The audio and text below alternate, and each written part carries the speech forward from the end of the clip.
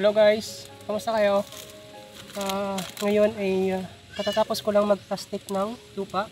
Ito. So ito na yung mga na-plastic natin. Medyo maliit itong plastic na nabili naming bago guys. Akala ko nung una, ito ay 4 plus 4 by 8.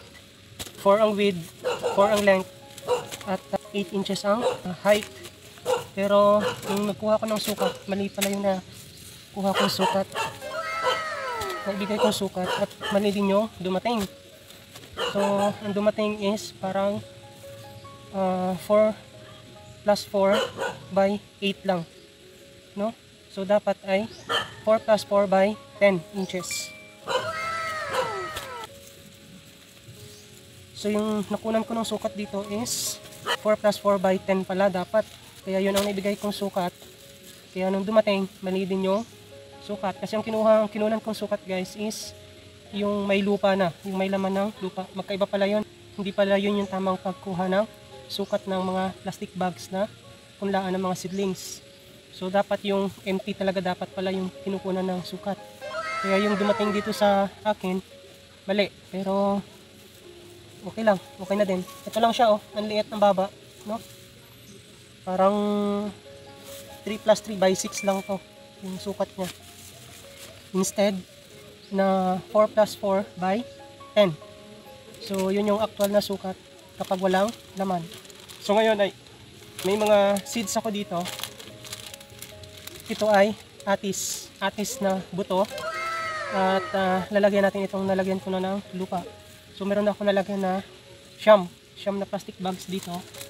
At ito lang muna yung pagtatamnan natin. Susubukan muna natin, no? Kasi first time ko din ito na magpa-plastic ng buto ng atis. So ngayon, kasi yung ano niya guys, yung tsura ng buto niya parang guyabano lang din siya.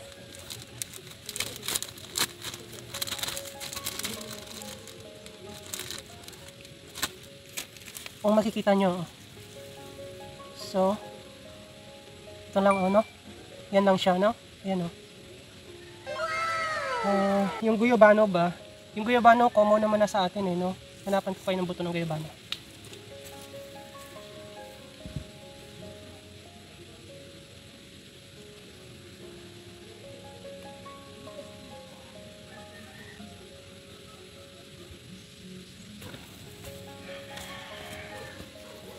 Ito yung sa guyabano, no? So, actually they are physically in common, no? Tanggalin natin itong plastic. So, ito yung guyabano. Ayan o, no? Nakikita nyo, yan. Yan, ito yung guyabano. Ito naman yung atis. Yan o. Magkaiba. Pero, they are physically in common, no? Slightly in common. Yan. Ingay naman ng manok nito. So ngayon guys, gaya nga ng sinabi ko, no, base din ulit sa research ko, lahat ng buto ay mayroong radical, no? So meron lang din talagang ibang mga buto na mahirap ma-identify yung base niya o kaya yung radical niya. Kaya sa pagpupunla o sa pagtatanim, mahirap din na lalo na sa kapag mga baguhan na magtatanim, mahirap din na matukoy kung saan yung base. Kasi ang base yun dapat yung nakalubog talaga sa lupa. So ngayon, itong buto ng atis. So ito naman, makikita naman natin kung saan talaga dito yung radical. Madali naman siyang ma-identify. Kasi yung radical, commonly, yun yung mga dikit mismo dun sa kanyang pinaka-buko sa loob, no? Yung pinaka, ano bang tawag nun? Kapag yung sa langka, kasi yun yung pinaka-talipuan. So yun yung nakadikit sa talipuan.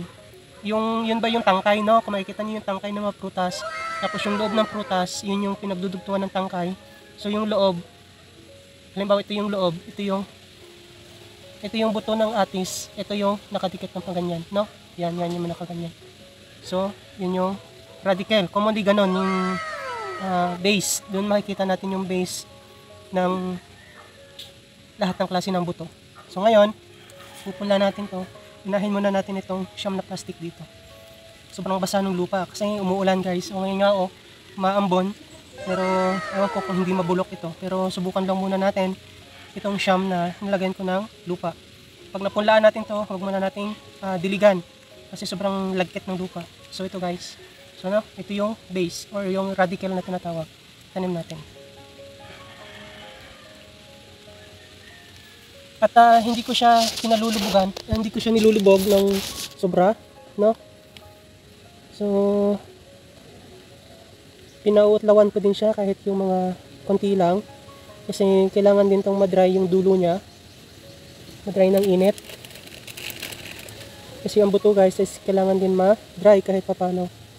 So yung ilalim wet, tapos yung taas dapat ay kahit papano dry para kung ma-dry man siya at basa yung ilalim, yung buto is may tendency na madaling mag-crack. Pagka ganon, kapag nagka-crack yung mga buto, so madali siyang tumubo yung kanyang madali siyang pumutok yung kanyang pinaka radical niya. So ayan na guys, so ito na yung napunlaan natin at paobserbahan natin kung mga ilang araw siyang puputok or at tutubo, no? Kasi first time ko pa lang ito na magpupula at magtatanim ng atis since may nagbigay nga sa atin. So sayang, subukan din natin. Wala naman masamang sumubok. Kaya ito, nagbag ako ng lupa para sa atis. At ang variety nito guys, hindi ko alam kung anong klaseng variety to kasi bigay nga lang din sa atin at hindi din alam nung may nagbigay. Pero ang kulay daw nito is red. Red atis daw ito. So red yung balat. I don't think so if it is Thailand or Taiwan variety, no? So, yun. Pero magre-research din ako kung anong variety nga talaga yung kulay red na balat ng atis. So, yan. Ito ay 9 bags. So, obserbahan natin. So, yun na guys. Thank you for watching and see you in our future vlogs. Bye!